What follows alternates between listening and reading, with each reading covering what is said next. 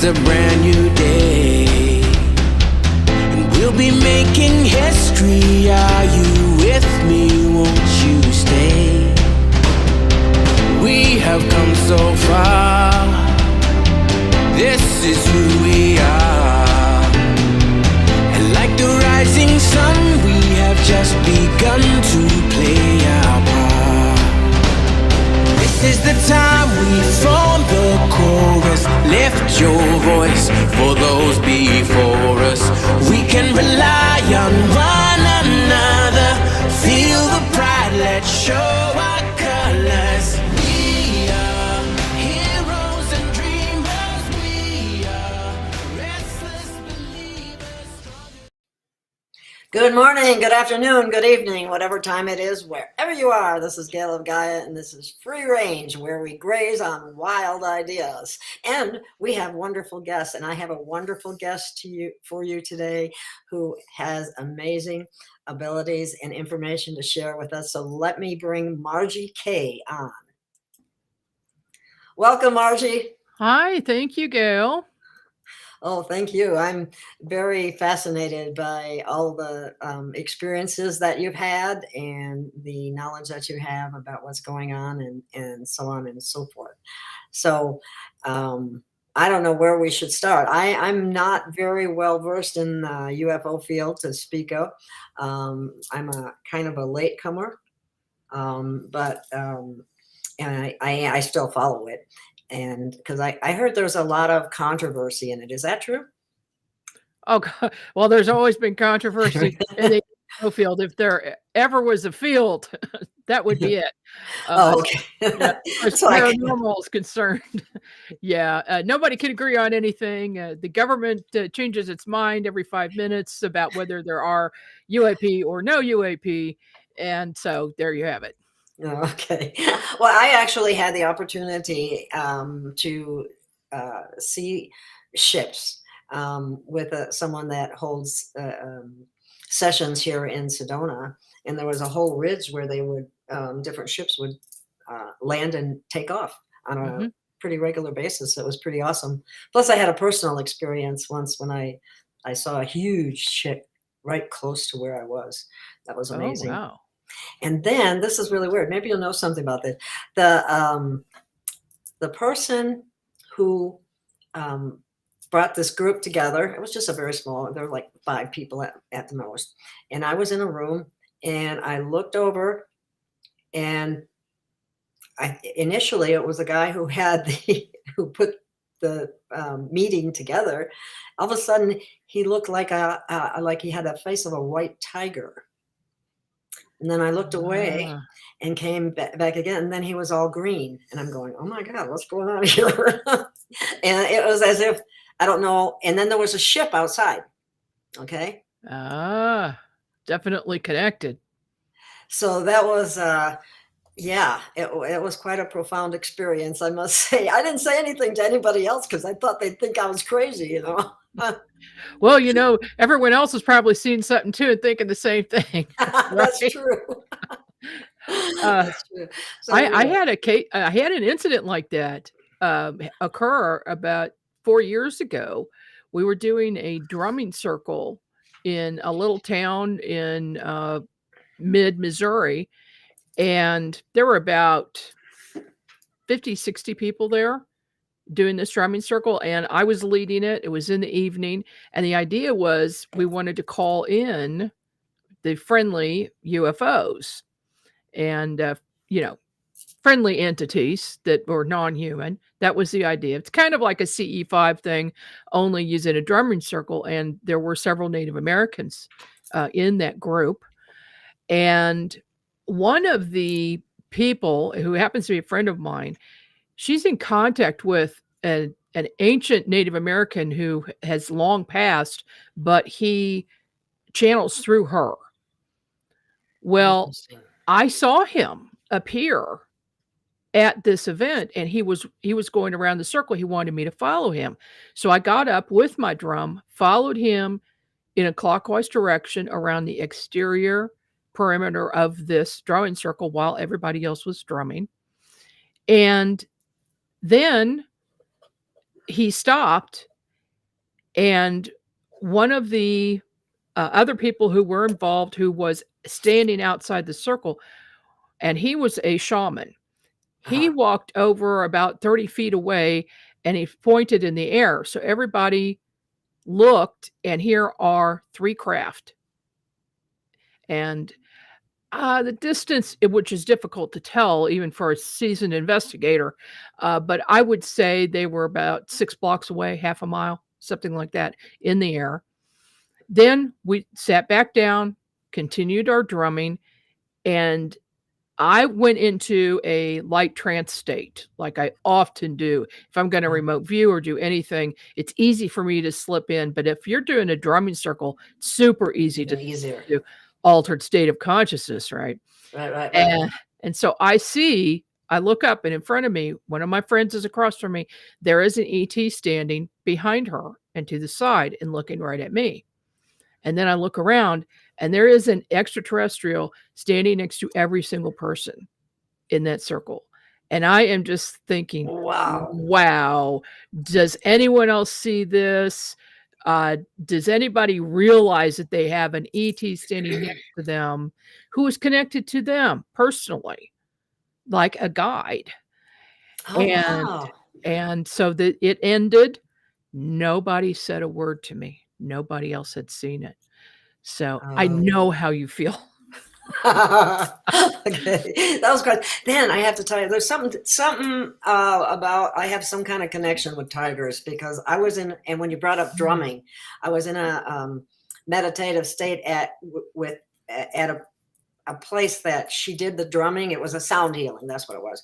And during the drumming, again, I saw a tiger and a woman next to the tiger. Now, it was more of a distance, so it was, it wasn't real close. I was seeing it. It looked like it was, it wasn't real close in the vision, and it just fascinated me. And I did tell the practitioner that, and she said something about protection from the I forget. It was a being from India, and she's associated with tigers or something like that. I don't know, but I don't know why I always I have this connection to tigers, and particularly a white one. And because I have a picture of one, I picked it up one time. I don't know why. I just did. I just liked it. And then I have a little statue of one too. There's something about that. But anyway. Do you want me to remote view that real quick and see what I see? Yeah. Okay. Yeah, that would be because cool. I was just getting this real strong pull to look, and but I don't look without people's permission. So the tiger is a spirit energy that has been with you through many, many lifetimes. And I'm feeling very strongly that you had a lifetime as a tiger. At least one. But also very connected, and as a human being, you have always been very connected to them. So you spent lifetimes in their habitat. So no doubt on the continent of Africa, or maybe even India, something like that. Yeah. Where I see you actually working as a human with them and befriending them. I would not be surprised at all if you went to a zoo or one of these areas where you can get very close to tigers. And I don't know if you've done that, but I think they would immediately recognize your spirit. Oh, wow. Well, that's cool. Yeah, it's very cool. Okay. Wow. Well, that being said, what that's exciting. I like that. What about let's talk about Commander Thor a little bit, because you have a book coming out, right? I am working on it. I've been working on it for years, but he keeps giving me other projects to get done first. Oh my goodness. But I have been given permission now to go ahead and go forward with it. Yes. Just for people who might not know who Commander Thor is, he is a commander of a large fleet of ships. He visited the Pentagon in 1957 and 1960. He met with President Eisenhower, Vice President Nixon, and everybody the chiefs of staff, everybody working there at the time. And he had several reasons for being here. One thing that he offered Eisenhower and the world actually is no more disease or illness. And so Eisenhower left, and then by the time he came back, which was some months later, he said, we can't accept that gift because it would destroy our economy. Because the economy is based so much on companies that manufacture drugs and hospitals and doctors and, this health industrial complex, if you will. Yes. So anyway, but of course I knew nothing about that at all.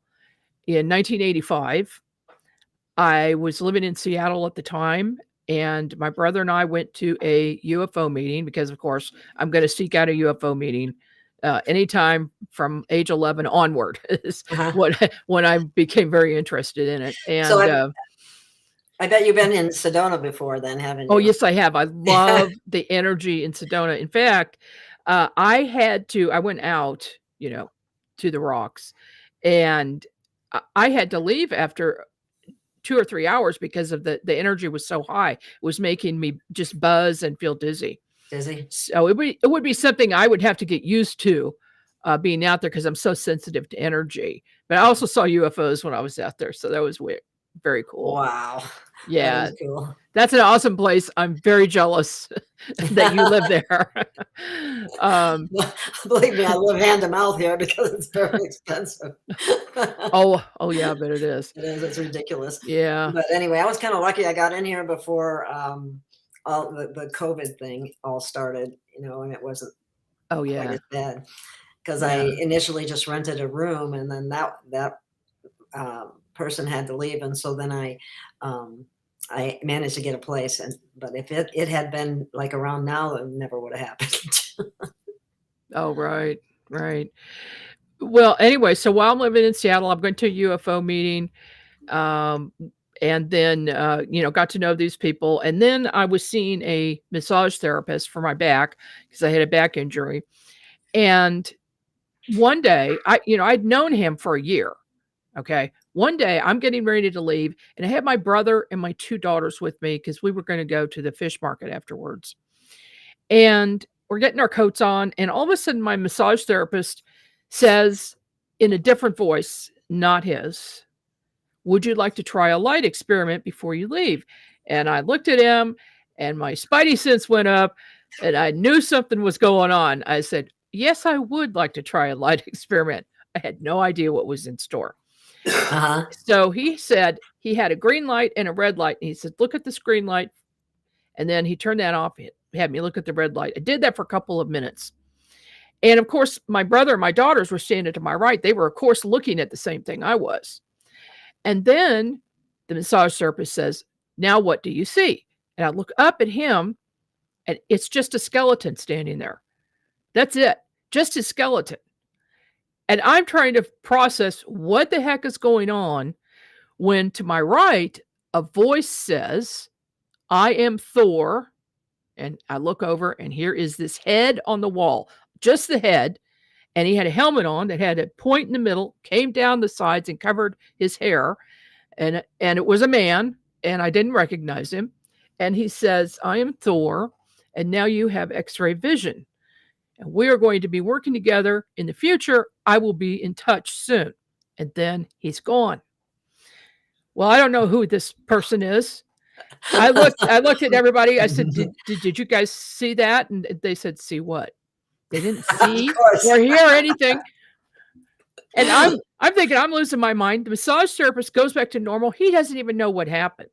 Thor had taken over his body in order to do this. That's what I think happened with those 2 people that I saw. There was a temporary takeover of that other guy's body. But anyway, go on. Yes. Well, it happens. Other people have stories like this. It happens. So I still don't know who this guy is. We go home. The next night, my brother asked me to do a reading on him, a scan. So, of course, I'd been, I was psychic my entire life, and I'd been doing readings for people on a regular basis. But what I didn't know is that Thor ramped up the ability 100 times. Wow. So now I was able to, and I still do, and it's actually improved. Not only see the bones in the body, but I can see the organs. I can communicate with the organs in the body, find out what might be wrong, look at the blood, look at it microscopically, and see things in it that may not supposed to be in there. And the muscles, the tissues, and of course the bone structure, the nerves, every single thing in the body. And over the years, I've been able to learn what I'm looking at because I don't have a background in medical, but I've learned what it is, or it will actually speak to me and tell me what the problem is, and sometimes what the solution is to the problem. And anyway, so a couple of nights later, I'm reading my brother, and I realize I can see more than I used to, and I realized what had happened, what that meant, what X-ray vision meant. And so then I hear I do the readings with my eyes closed most of the time. So I have my eyes closed, and this tug on my eyelids, and this man's voice says, "Open your eyes." So I open my eyes, and here on the wall is a 2-foot tall head of the same man with the same helmet on. And he says, "Tomorrow night at your UFO meeting, I'm going to appear." And then he's gone. I'm like, what? So Can I have a little more information? Yeah, it's just a little bit of information at a time. He doesn't tell me the whole story at once, which, I don't know. Maybe in hindsight, I wouldn't have been able to accept it all at the same time. I don't know, because there's a lot. So we go to this meeting, and about halfway through, it's at night, and this person has a house with a big open bay window in the front of their house and can see outside. And I notice these lights outside coming down, and I look over, and here's this about 60-foot wide saucer-shaped silver craft with lights spinning all around it, and it's lowering down across the street and the neighbors and taking up the whole street, and just hovering there, maybe, I don't know, 20 feet above the ground, if that. Wow. And I'm looking at this, and I just look over at everybody else with me, and I say, "Do you guys see that?" And they're like, "No, we don't see anything." My brother couldn't even see anything. But this one other psychic there, she says, "Oh yeah, I feel the presence. I know something's there, even though I can't see it." So then pretty soon it's gone. And I was so mad that everybody didn't get to see that. It was amazing. But anyway, it took quite some time. So this is from 1985 to 2012 until I found out who this man is. Okay. It took that long to find out. And it was actually through a friend of mine. She's also a psychic. We had done kind of a gig for a psychic society in Kansas City where we did these real short readings for a lot of people at the same time. There were several of us working. And so we'd finish. It was about 10:30 at night, and we were tired, driving home in our respective vehicles, going different directions. And I get a phone call from her on my cell phone, and I'm thinking something's wrong. Maybe she had an accident or something. She says, the only thing she says is, "Who the heck is Thor?" And I said, "Gail, how do you know this? I have told no one about Thor." She says, "Well, he just contacted me and said you haven't been paying attention, and he wants you to contact him now." And I'm like, oh my God.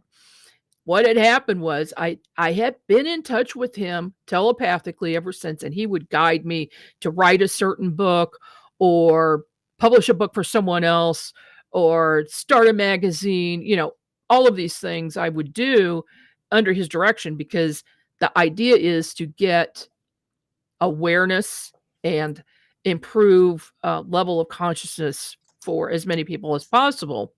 so that other people can have these connections and know more about the truth and know more about the world. That's what he's about.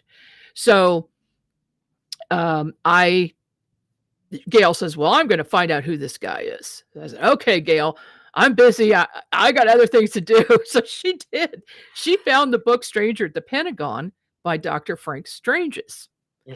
And she sent me a copy. So I get the copy. I put it on a pile of books, and I'm going to get to it to read it. And I go back the next day. It's gone. I can't find it anywhere. Search the entire house for like 6 months.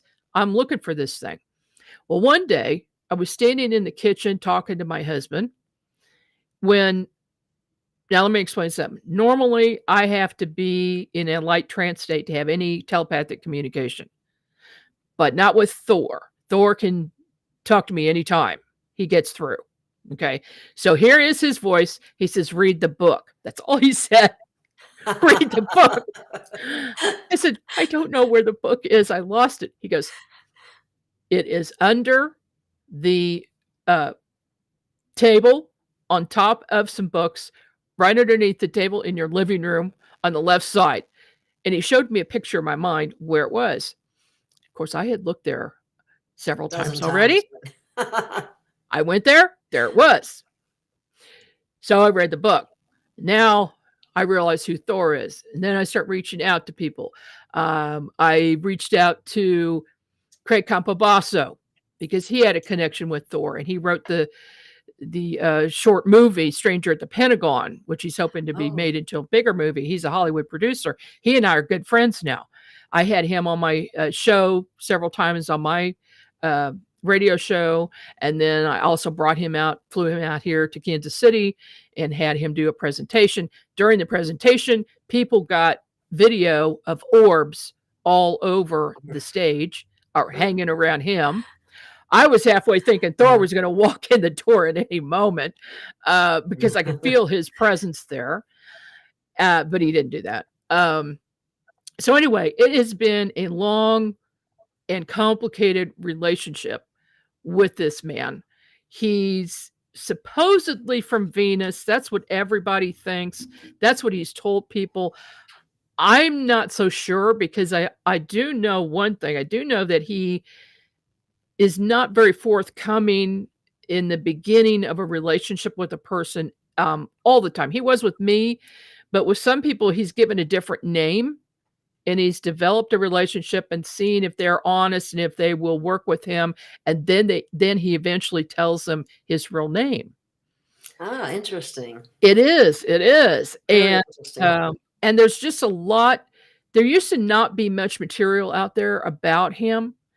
And then if there was, for instance, there used to be some things on YouTube, some video and photos of him and his crew while he was at the Pentagon, and they have been taken down.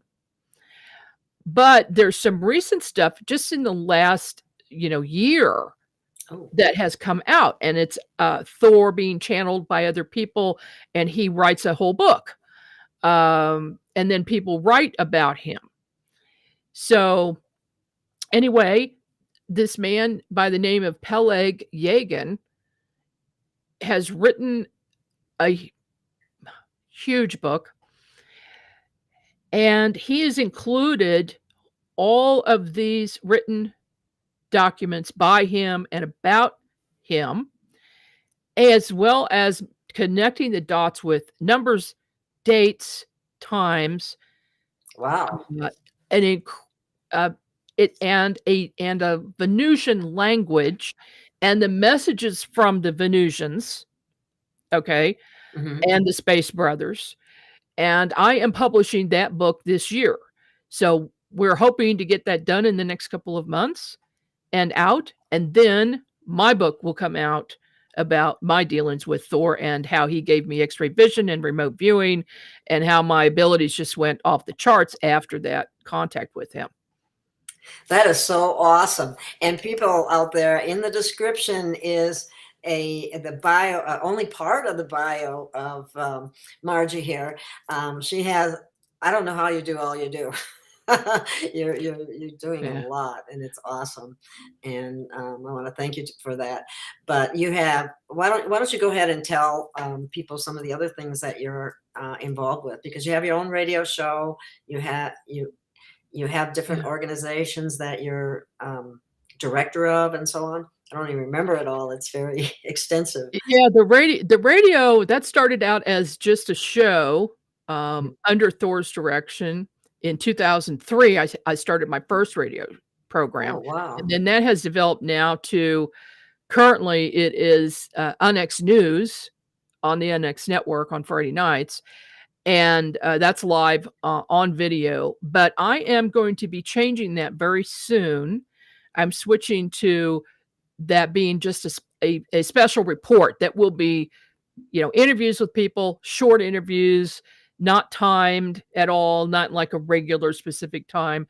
And in the place of that regular show is going to be another one, but I'm going to be co-hosting with somebody else. And so we're changing the format up a bit. And that was under Thor's direction. Then he told me I needed to have a network with more programs because I could not reach enough people on my own. Yeah. So I started the UNX network, and we now have 30 programs on the network. Most of them are in-house shows. A few are syndicated, and we're adding more soon. It just happens that every single person who is a host in this network is aware and awake, and they have a high level of consciousness, and they are here for the same reason, to help raise consciousness of the planet. I did not seek out, I met a couple and I did bring them on, but they found us. For the most part, they found us. And this, I feel, is under Thor's direction and influence. So, yeah. Well, I found you. Maybe I was being directed. I frequently am, as who I decide to have on. that is how it happens. Absolutely. And then he directed me to create UNX magazine. Same thing, in writing. A lot of people want to have something in hand, or they can look at it digitally online. And then also started a publishing company, and I publish books in the paranormal, metaphysical, consciousness genre. And it's just amazing. The writers are so good, and they're directed to come to me, or they have somebody else will direct them and say, you've got to have Margie K publish your book. They were told, okay. So they're told by spirit, their spirit guides, whatever. And this is just all interconnected. And I think it's amazing, and it's fun to see the progress and see what happens. I really feel like all the light workers on the planet are getting and coming together, which will just expand the light exponentially. And more people will be raising their consciousness as a result of that. I totally agree. Absolutely. And by the way, you have a fantastic light energy field around you. So I knew immediately that you were a light worker. Oh, that's good. I'm glad. I do what I can. I wish I could do more, but I do what I can. Yeah, that's all we can do. Yeah. Whatever we can do. Exactly. Well, it's amazing how much you do. I was just reading your bio, and I'm going, oh my God, how does this woman do all this? But apparently you find the way, and you get lots done. It's really awesome. Yeah. I do get a lot done. I also have the Oz Institute, which is an educational organization designed to help people raise consciousness. So we do classes about chakra balancing, healing with music, dowsing, remote viewing. And I'm getting ready to do a big course. It's called an Advanced Esoteric Knowledge course. And it's got a little bit of everything in it. It's 4 days over 2 weekends long. And if people want information about that, they can go to my website at margiek.com. Oh, okay. Do you want to bring your website up so people know we can do On that? my end? Yeah, I can do it on You- my end too. Okay, if you want. sure. Yeah. Um, Yeah, we can do that. And yeah, once you bring it up, I'll tell you where to go because it's a pretty big site. okay. Hang on. Yeah. So I do several courses throughout the year, usually from January until June. And then I take a break because I have a very busy fall season. And I also do a lot of traveling and conferences. And in fact, in September, I'm doing the Contact at Sea cruise from Seattle to Alaska with a lot of really good speakers on that cruise. Wow. Yeah, so if you click on workshops at the top. Okay. Are they very expensive, Margie? Well, they range from $30 to $400. Oh, So okay. it just depends what it is and how long it's going to take. Here's a psychic protection workshops.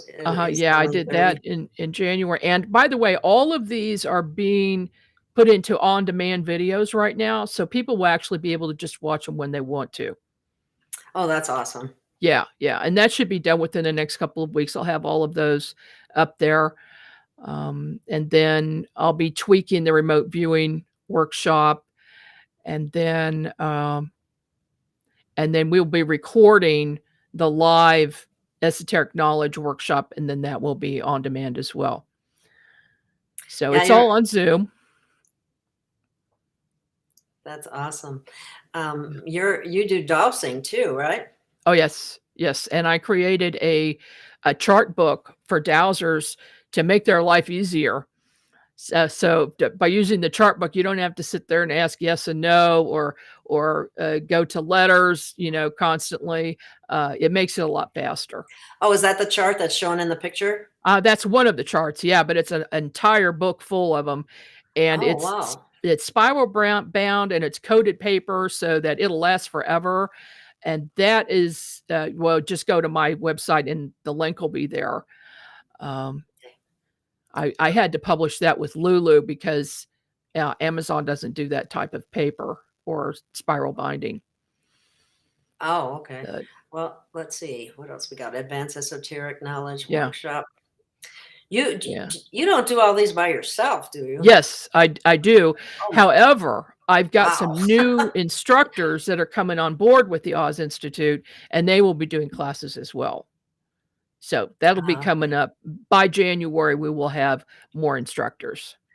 Now, here we go. Let's talk a little bit about remote viewing, because I know obviously you do that. And you teach people how to do it too. Is that true? I do.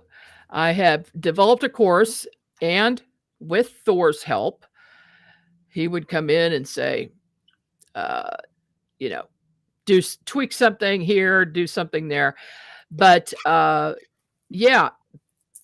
students who will follow my instructions are much more successful. From experienced remote viewers, they get better, to brand new, they learn how to do it. And I am of the opinion that anybody can be psychic and anybody can activate their psychic center in their brain and can remote view. So, I'm not going to say that they're going to get to the level that I am, but they will definitely improve. Yeah. Well, you got a boost from Thor, so I'm sure that helps a lot. Yeah, true. So that's the kind of booster to get, right? Definitely, most definitely. And protector. He's done some things to save me a few times. He saved my life a few times. In fact. Wow. Well, I know that I've had a couple of, at least 2 occasions in particular where my life was saved. I could have been in, both of them could have been tragic accidents, car accidents. And I was protected somehow. That happens. And that's fantastic. Okay. Yeah. Is there any other area on the? Let's go back up to the top, and Okay. if people, if you look under remote viewing for law enforcement, Okay. if there is a missing person or a homicide case that's unsolved, Mhm. it doesn't seem to be going. That's going to their workshop for some reason. Well, anyway, I will help private investigators and law enforcement. I've helped solve over 70 cases so far. There have only been a couple that I was unable to solve, and that was because of the gruesome nature of the crime, and no evidence was left behind. So they had nothing to find. But I'm really good at that. So if somebody, say, is missing, they need to contact me immediately. And I do put my phone number on the website so that people can get a hold of me immediately. In fact, I just worked one yesterday. Wow. And I'll be able to zone in and give a person an idea where that missing person is. Are you able to look at other aspects of, a crime or homicide, or like the circumstances surrounding? Do you actually see Oh, yeah. it See the whole happening? thing. I see the whole thing. It's like I'm standing there in person at the time of the event. Wow. Oh, yeah. I will hear names. I will get descriptions, license numbers, cars. If it's there at the time of the event, and then I can also follow that person, the perpetrator. Mhm. I've led investigators, detectives, to a place where a murderer, was left and had moved. Mhm. I've led one all the way across the country from Iowa, from a place in Iowa, to St. Louis, to Seattle, to a bar in Seattle with the proprietor's name, and they found the guy there and arrested him. Wow. That Yeah. is very impressive. Wow, wow, wow. But here's the deal. I always tell anybody I'm working with in law enforcement, don't put my name down in any reports. You never talk to me. I will talk to them for a few minutes on the phone, give them the direction, and let them go do their thing. They can take full credit. I don't want the bad guys finding me. Smart. And they will, because they're infiltrated in a lot of places, and I don't trust it. Yeah. So that's how I work. Yeah, law enforcement has, in my opinion, a lot of nefarious characters that go unknown or noticed. There are, and I've worked with several of them. So you have to be careful. I bet. Okay, something else that I heard that you did, and this was absolutely fascinating to me, and I'd like you to expand on it, and that is you are a musician, and Yeah. you were playing at some concert or what have you, Oh. and you experienced a profound experience, in my opinion, about the color and all in the healing and all that. So why don't you tell that story? Okay. I don't know if you want to drop that website off of there or Oh, what, okay. And but yeah. maybe I don't want mean to jump all over. Was there anything on here else on here that you wanted us to look at? Well, I do private readings, so there's a link for that if somebody wants to make an appointment for a private reading. There's some information if you look over to the right, the pineal gland. Oh, okay. That is some information about activating and decalcifying the pineal gland, and that's critical for doing psychic work. So if people want to improve their psychic abilities and use their psychic center, that has to be done. That's why I post that there. Oh, that's awesome. Are you able to tell if a person's pineal gland is calcified? Yes, I can see it. When I do a reading for someone, I will look and I will see exactly what the percentage is. Oh my goodness, because Mhm. I would like to know, because someone told me, some said mine was 80% calcified. And I'm Oh going, boy. holy smokes, I can't believe that. Well, I find that hard to believe, but anyway. Yeah, no, I'm going to say 40%. Okay, that's what someone else Mhm. said. And Mhm. now, is it possible to get the rest of that undone? It is, but It is also a constant battle because there's just so many toxins that we're breathing in and eating and drinking. And you know, of course, the number one is fluoride, to get that out of your life. Yeah. And you know, and it's in a lot of things. So that'll give you some information about it. And Right. yeah. Okay. Well, the Takes a reason I while. asked is I've been detoxing for a long time. It's amazing to me that it's still that bad. But like you said, it comes from all sources, and sometimes it comes from sources that you wouldn't even think of, because you assume, like, if you go out to a restaurant, or the foods that we eat have used Yeah. fluoridated water. Sure. Or in the different drinks that you buy, unless you're buying organic or something like that. So it is so easy to get it without even realizing it. So Yeah. But if you keep on it, it'll keep it clear most of the time. okay. And let's take a look at we'll come back to the music thing, but let's look at the books that you've written too. Sorry, I jump around.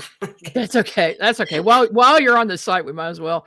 Yeah, I've written 16 books, working on number 17 right now. Oh, how appropriate at this time. So we see 17 all over the place now. Oh, really? Okay. It actually has a spiritual meaning. Oh, sure. Yeah. All numbers do. Yeah. I keep seeing 11 and 1111. I've been seeing that too. Yeah. Yeah. That's a mind thing. It's an awareness thing. And it's a power number, of course. 11 is the power number. And then the multiples, 22, 33. But yeah, that first one you've got there, the Fast Movers, that I co-wrote with Bill Spicer and Wayne Lawrence. We discovered independently that there were extremely fast-moving UFOs in the skies and going into water around us. Ooh. And we got together, and right around 2011, and got to know each other's methods. Of course, I see them psychically, and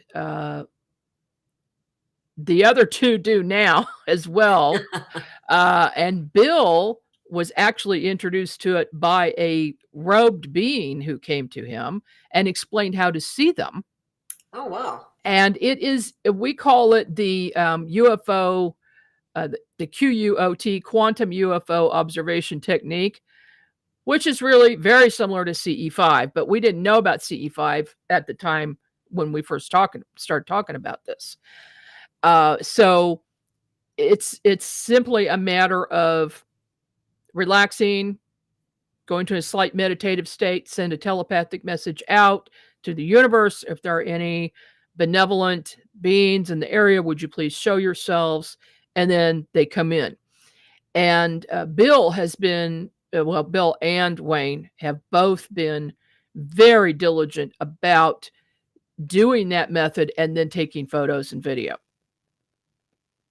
Wow. For me, I do it, but I don't end up taking photos or video, but I end up seeing them. Yeah, because you actually see the real thing. I see the real thing all the time, and I tell you what, they're everywhere all the time. Wow. So and they've been here for a long, long time, but they're extremely fast moving. And my theory is that they're interdimensional and due to their speed.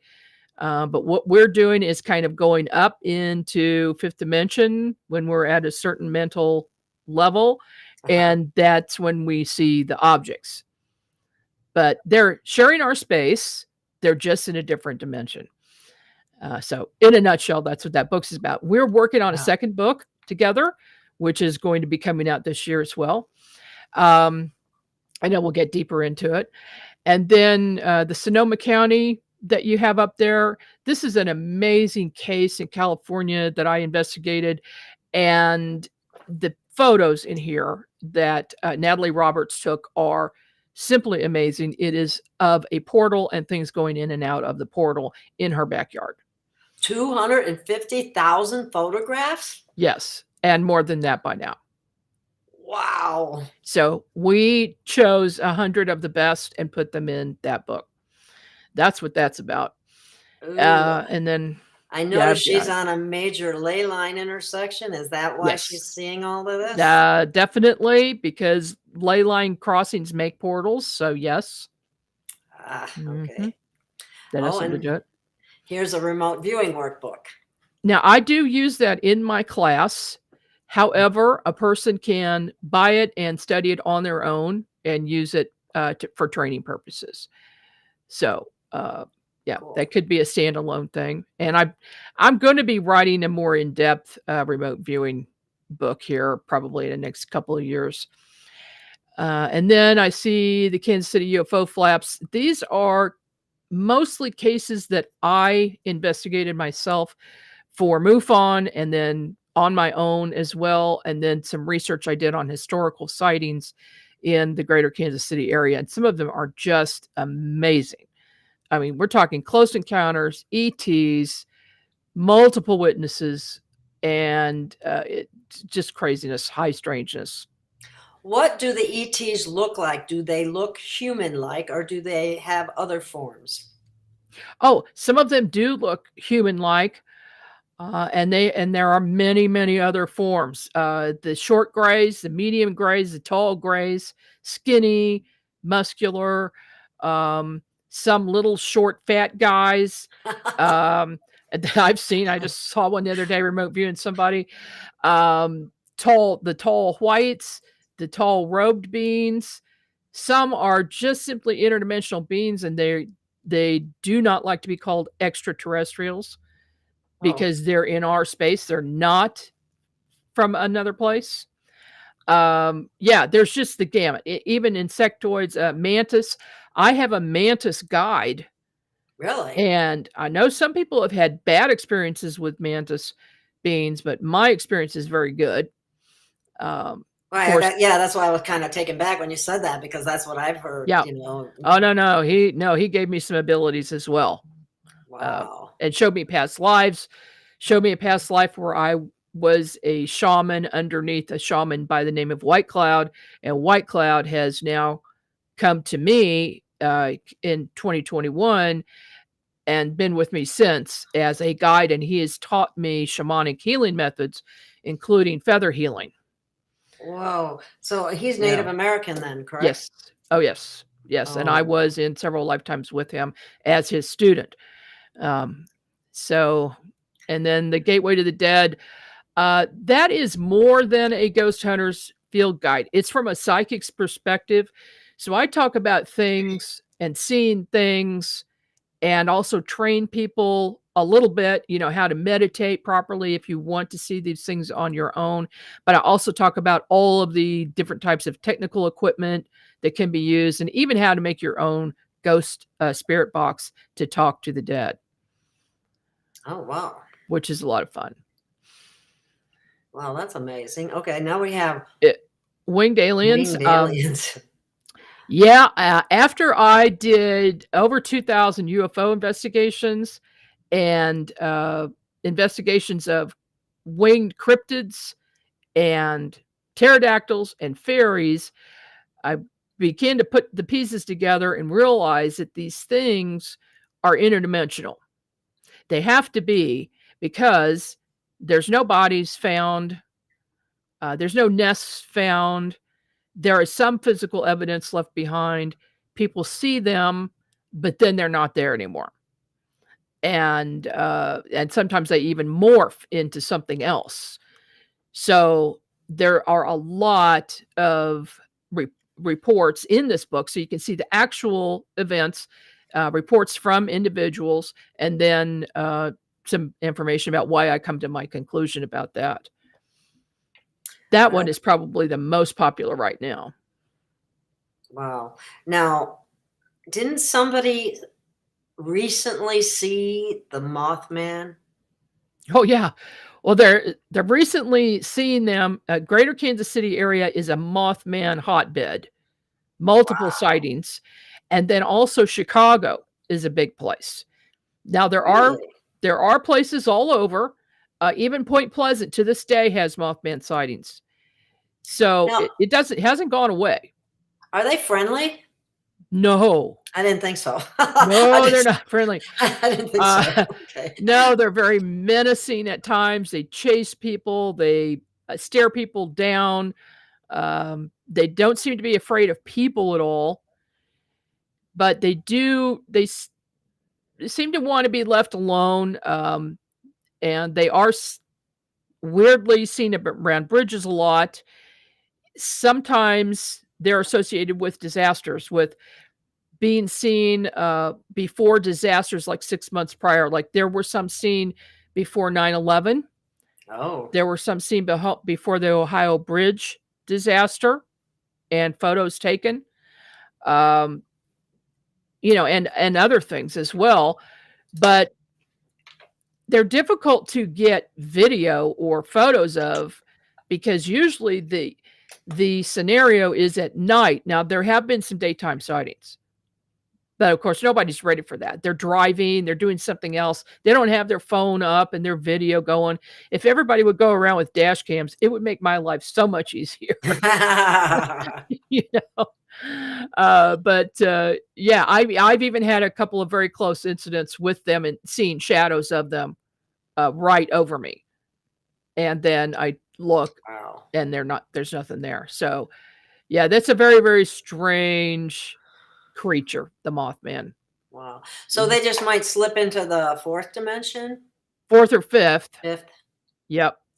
So, okay, if it is the fifth, and this is confusing to people, if it is the fifth dimension that they would slip into, would they be bad guys there too? That's a good question. I would imagine yes. Okay. I would imagine so. Now there is a case in near here where a woman has had a lot of UFO experiences, encrypted and everything, but a Mothman keeps coming back to her, standing in front of her in the middle of the day when she's working out in her yard, and just stares at her. And he's transparent, but he doesn't seem menacing. She's not afraid of him. Interesting. It's like he's trying to communicate, but there are no words. He doesn't speak, or she's not getting the message telepathically or something. But there seems to be that he's trying to communicate with her. And I'm hoping that there's a breakthrough at some point where she's able to at least receive a telepathic message. Wow. Yeah, she probably will. Something will happen. Yeah. Okay. Yeah. Oh, now we have haunted Independence, Missouri. Yeah. Well, it is what it says.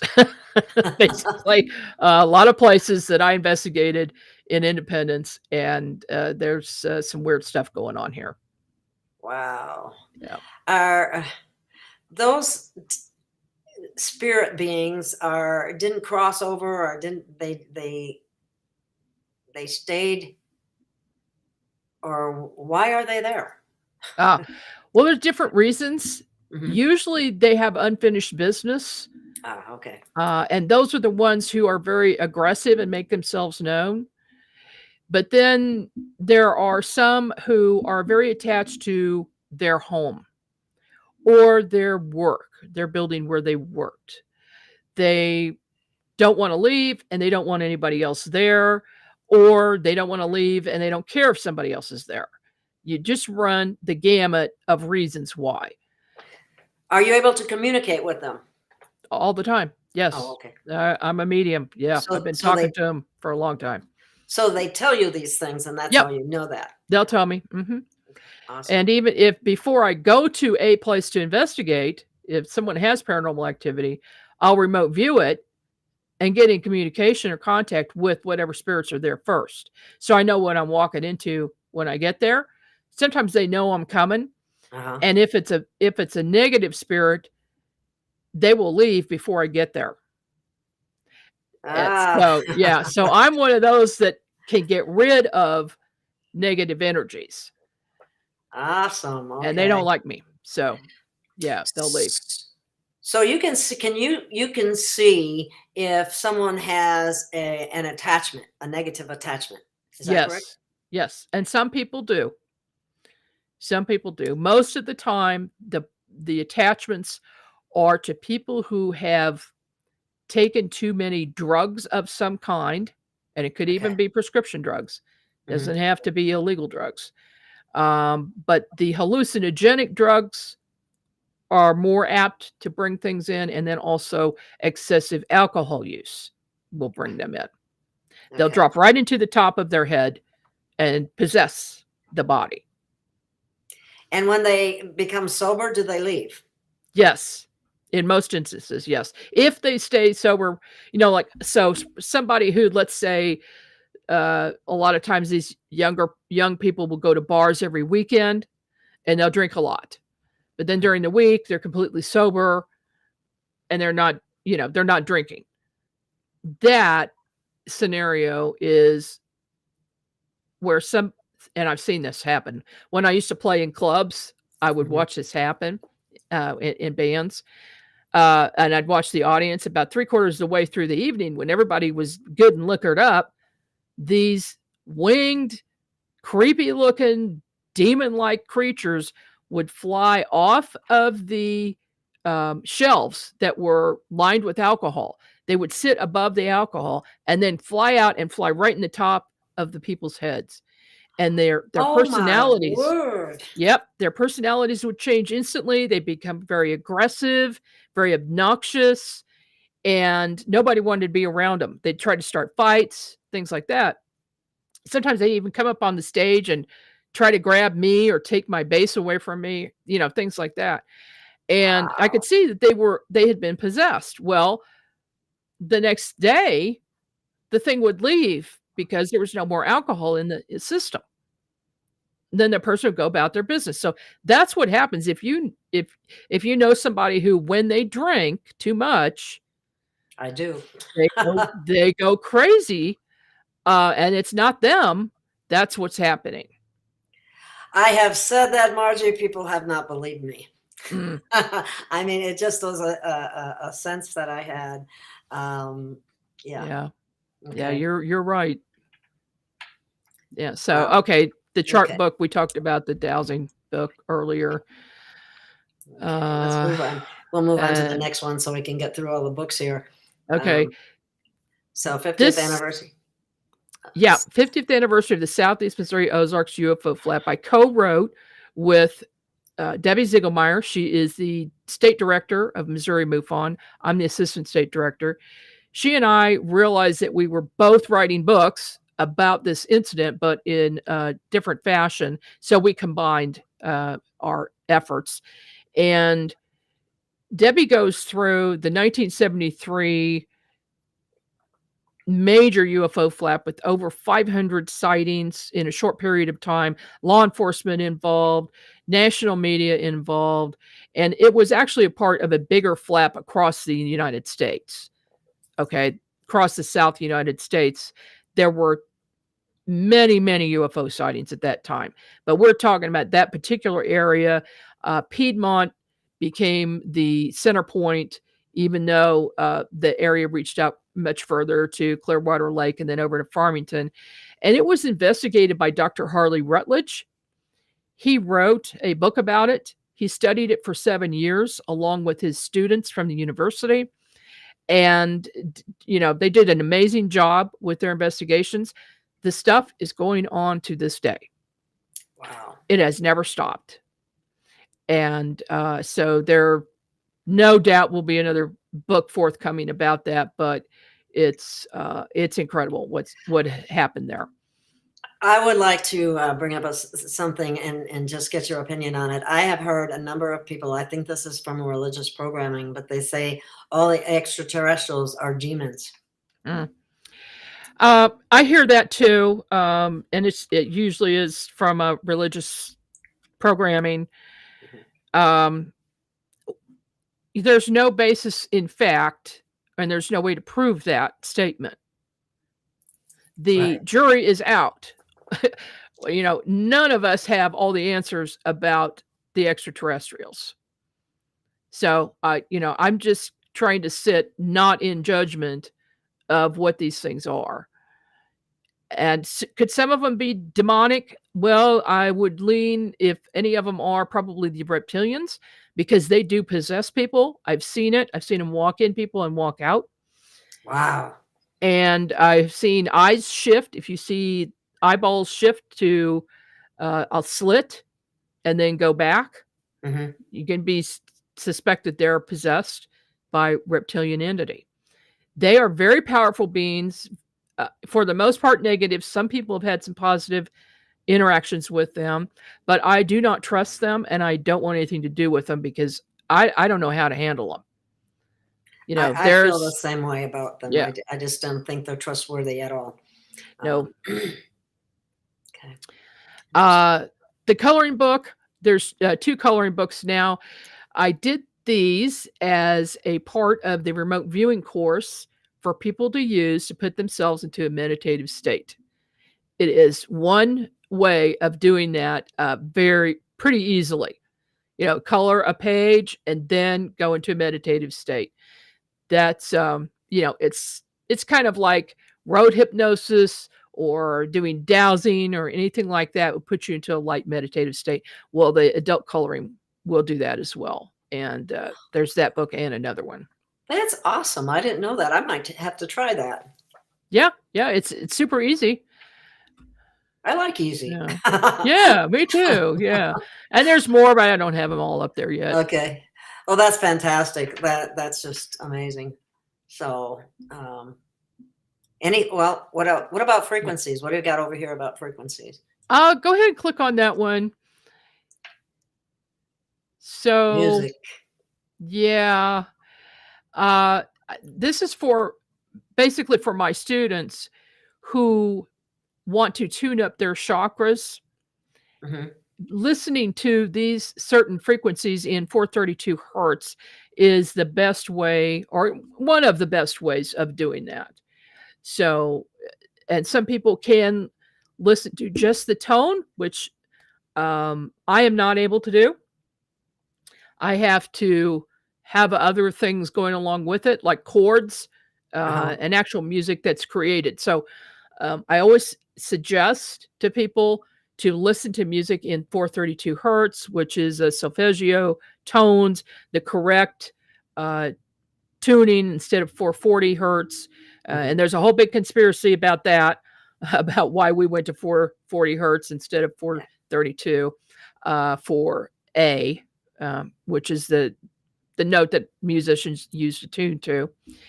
So, yeah, I really do need to write a book about that too. It's been in the back of my mind. Keep you busy.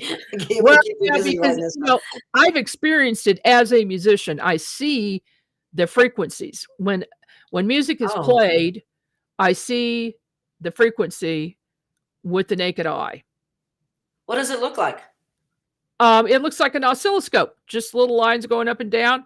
You know, the lower the tone, the taller the frequency will be, and then the further apart the waves will be, right?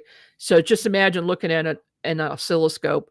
I should actually put up some drawings to kind of better define that.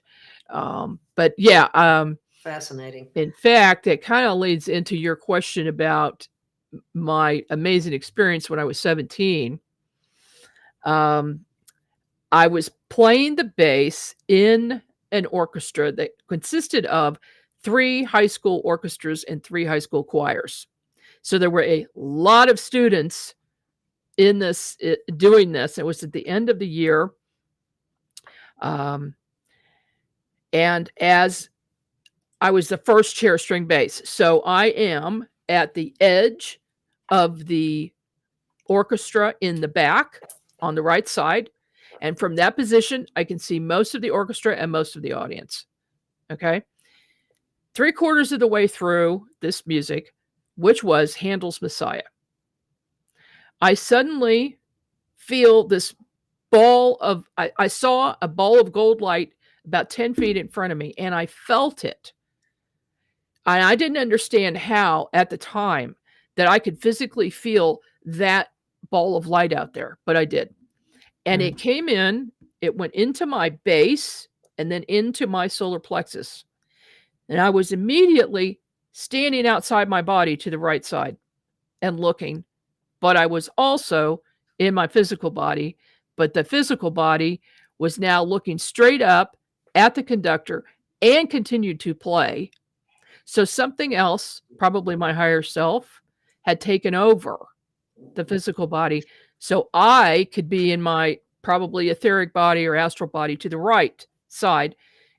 And I saw these streams of color coming out of each instrument, going out to the audience. And each color, they were all different colors. They represented the notes. I could see the vibration inside each of these streams.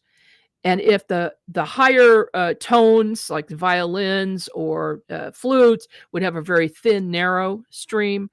And then, of course, the basses and cellos would have a thicker stream of light going out. And I heard a man's voice, who I later determined was Thor. Okay. That rascal. That rascal. He's been with me since I was like 1 year old, talking to me in my mind, every once in a while. But anyway, this man's voice says, "You are watching healing take place." And I could see the streams of color dancing between people. So if they were together, I would know they were together. Husband, wife, family, they would dance between them. They would go inside their bodies. It was amazing. And I was obsessed with the bass since I was 10 years old. I actually literally picked it up. And the orchestra conductor came over and said, "Have you ever played the bass?" I said, "No." That was the only instrument left. By the way, I was late moving. My parents moved, so I moved to a new school, and they put me in this summer school. Everyone else had a 2-week head start, and the only instrument left were two. I had my choice of the timpani or the bass. So I said, okay, I'll take the bass. And it's a half-size bass, for a 10-year-old. And he comes over, and he says, "Do you know the bass clef?" So he put the music up in front, and I said, "No, I only know the treble clef because I played the violin when I was in 4th grade." Right? Mandatory thing. Done, over with. I didn't like it. So he shows me where the notes are, shows me where they are on the bass, and goes back to conduct. So I played the music for the rest of the day. He comes back over, calls my parents over, and he says, "So, how long have you been playing the bass?" I said, "Today." He says, "No." He looked at my parents, and they said, "Yes." And he says, I didn't believe it. "Oh my God, we have a prodigy." What had happened? And I think Thor set this up. When I was a baby, my parents moved to an apartment in Kansas. Above our apartment was the 2nd floor. A lady played jazz bass, and she stuck the pin of that bass in the floor so that tone came downstairs, and I could listen to it. But I loved it so much that I would sneak outside and crawl up the steps, 1-year-old, 2 years old, 3 years old. I would go up there and sit outside her screen door of her apartment, and listen to her play. I learned that instrument by listening from the time I was 3 months to the time I was 5 years old and moved to another place. And then between 5 and 10, I only had the violin, played that. And then at 10, I pick up the bass and start playing it. And then later, when I was 14, I went to electric bass as well. And I ended up playing in symphonies and a lot of bands everywhere. But something really weird also would happen. And I think you'll be interested in this. When I was playing in bands, every once in a while, I would get in the zone. And that's what we call it, in the zone. It's where your higher self just basically takes over and plays for you. And but you're not even thinking about it or not anything. Even thinking, it just happened. Just going. And that would be the best time. And it was just so cool because the band would usually be amazed, but the audience sometimes would just stop dancing and stare at me because they couldn't believe it. And this is I was very young, going at 70s and 80s was the main time that I was playing. And I didn't really wake up until 1985 when Thor came to me. and basically changed my life from then on. So I saw music, what it does. It can be very, very healing. It can also be very harmful if you're listening to the wrong stuff. Oh, okay.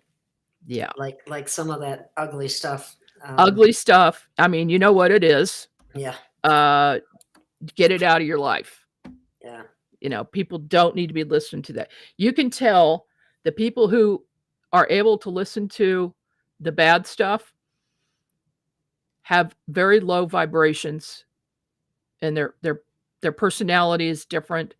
They live in a different world than we do. And honestly, there are ways of raising up and getting out of that, but for the most part, they don't. They stay stuck there. It's bad. Yeah. Wow. That's fascinating, though. Okay. Somebody had mentioned this in here, and maybe you have an answer for them. H2O said she has let me just put these up. Maybe you don't see them. My granddaughter goes into a scribble state, two-fisted scribbling, one crayon in each hand, and a foot to hold the page down. That's funny. How old is she? I would say with very young kids, that's pretty common for them to do that. Let's see if she tells the us parents want them to color and something nice, and they're just not in the mood. That's how she's feeling.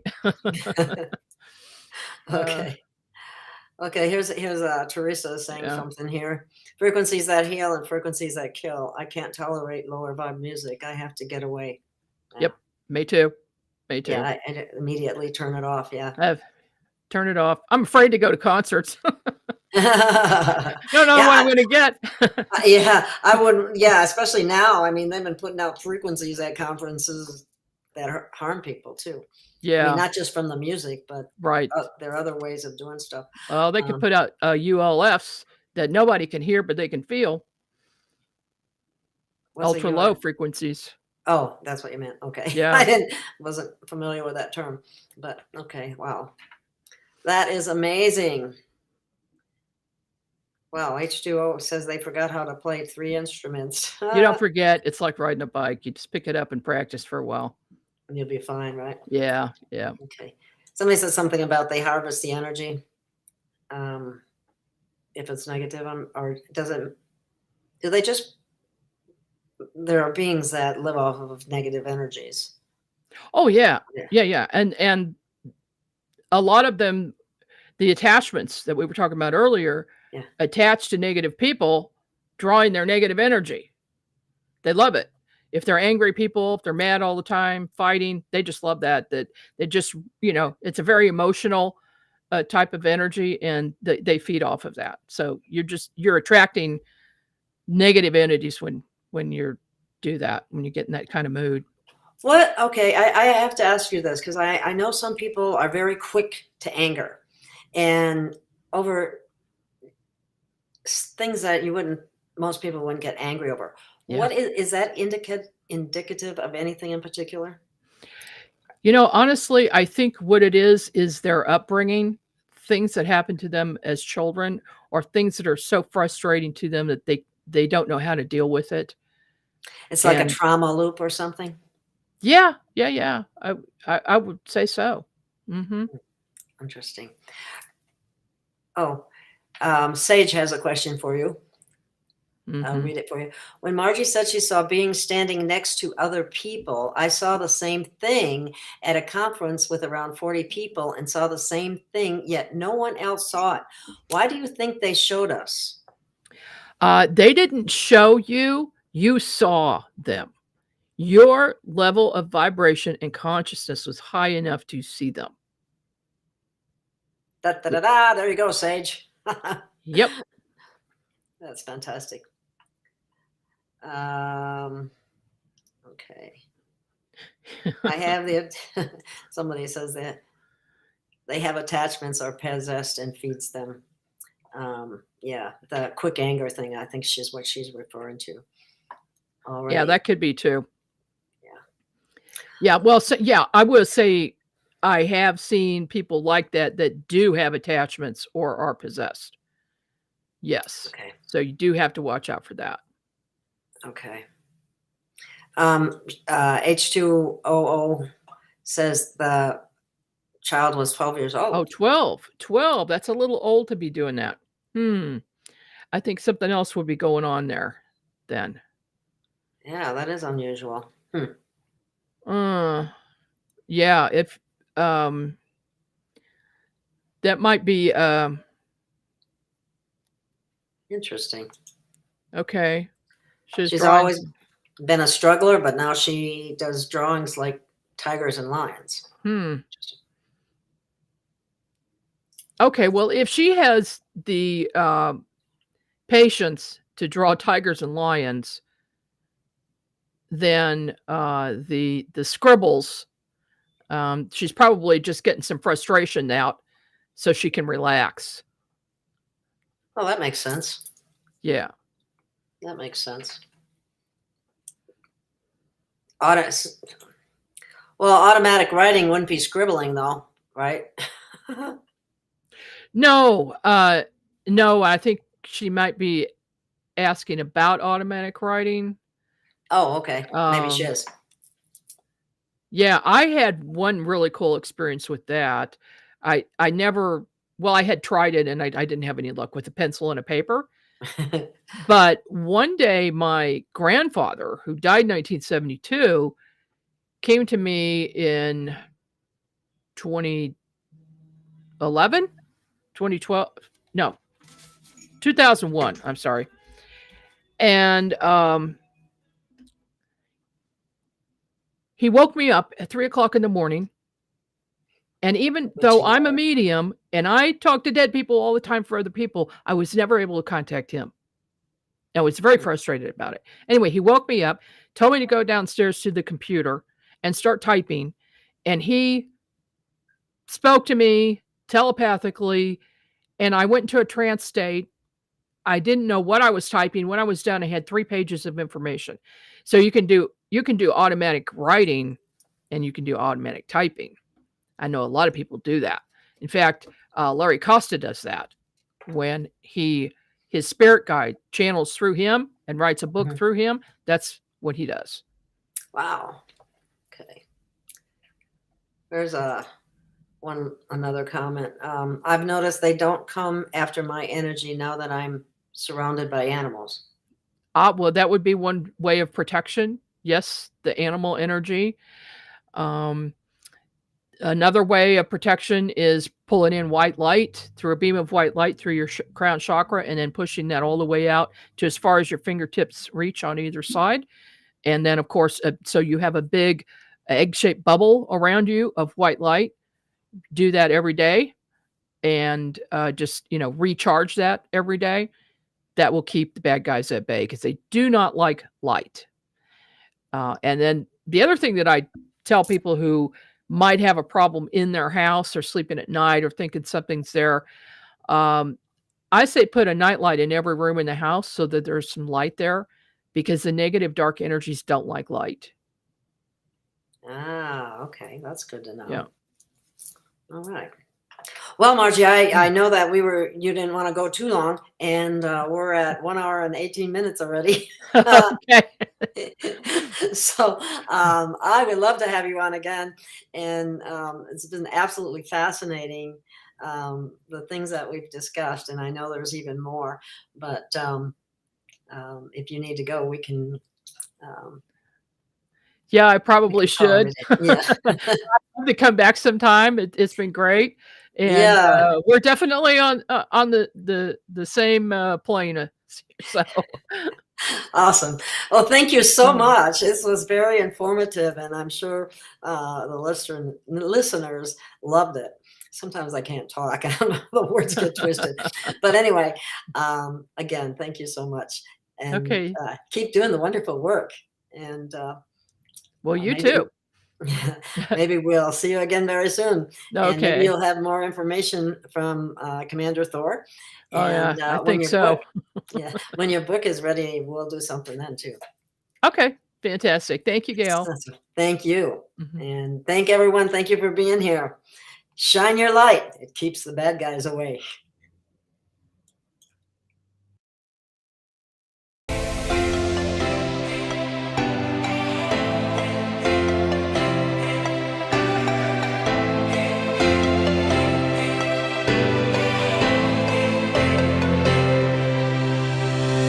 We have found our way. It's a brand new day, and we'll be making history. Are you with me? Won't you stay? We have come so far. This is who we are. And like the rising sun, we have just begun to play our part. This is the time we form the chorus. Lift your voice for those before us. We can rely on one another. Feel the pride, let's show our colors. We are heroes and dreamers. We are restless believers. Stronger than ever. Never say never. Don't look back now. Don't look back now.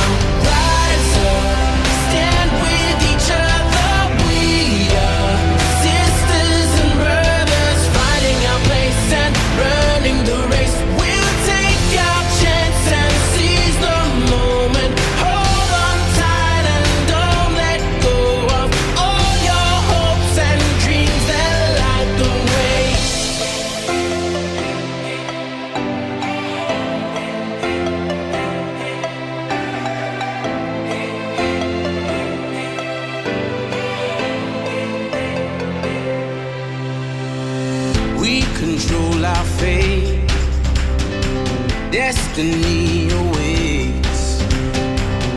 We are all the actors in the stories we create. Hope will be our guide.